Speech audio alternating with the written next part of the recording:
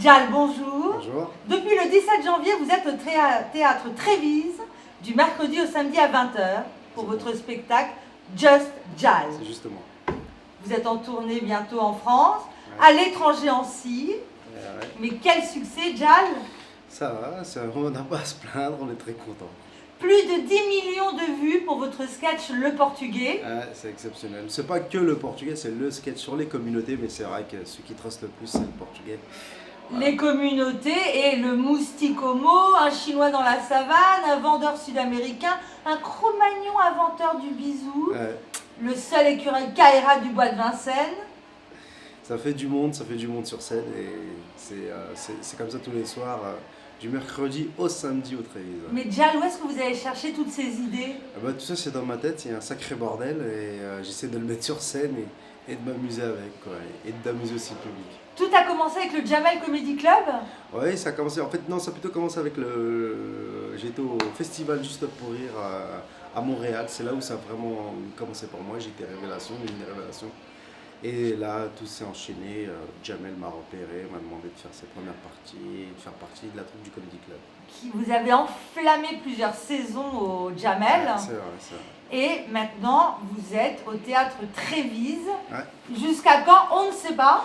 Jusqu'à que je prenne du plaisir, jusqu'à autant que le public prenne du plaisir.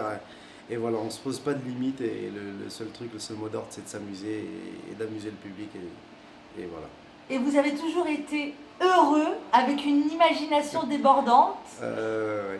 On raconte que vous êtes d'une fratrie de 7 enfants, ça vient de là? Oui, plus on est nombreux et plus on se marre, mais bon voilà, quoi, c'est plutôt les désagréments de la vie ou les petits soucis de la vie, on essaie de les rendre plus joyeuses. Et c'est comme ça que j'ai appris à vivre, c'est dans mon éducation. Voilà. Et vous avez toujours été très audacieux.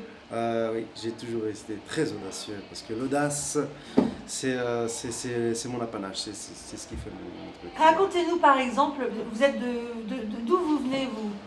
Moi je viens de la banlieue, j'ai vécu dans un quartier, comme on dit, dans une cité, mais je ne vais pas dire que c'était les Misérables, mais je me suis beaucoup plu là-bas, je me suis bien amusé, ça m'a construit dans ma vie en fait.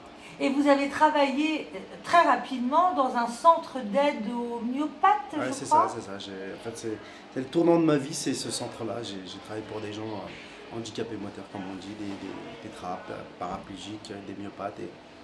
Et ils m'ont apporté un nouveau sens à la vie, quoi. Vraiment, ça m'a...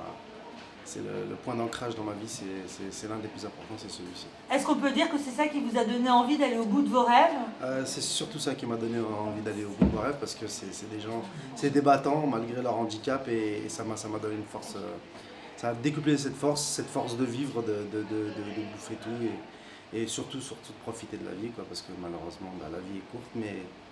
Et quand je parle d'audace, je crois que vous êtes un opportuniste au sens noble du terme. Je ne sais pas si vous aimez ce mot.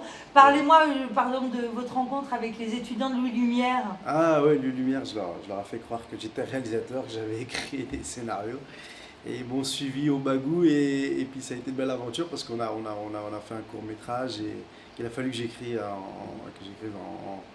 en une semaine, et ça a été l'une des plus belles expériences, et humaines et professionnelles, et voilà, c'est ce qui m'a donné goût à ce métier. Donc c'est ça, vous avez une vraie capacité à raconter des histoires, vous êtes drôle et décalé. J'essaye. C'est difficile de raconter un peu son humour, hein, comme ça, à travers une interview, c'est pas facile. C'est pas facile, mais j'ai juste envie de dire aux gens, si t'es pas bien, si t'as envie de rire, et que ta copine...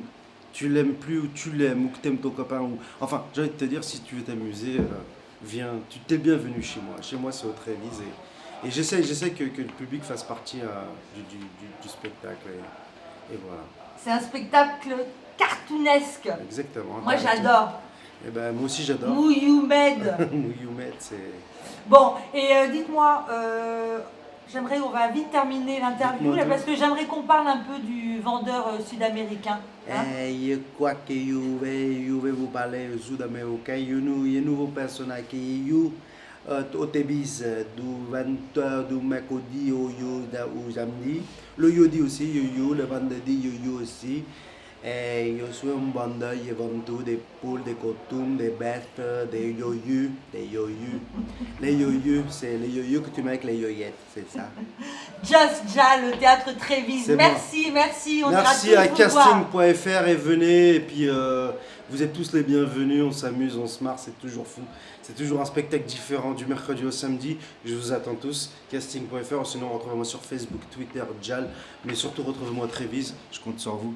La bise. Ciao, ciao, ciao, ciao. Salut, casting.fr.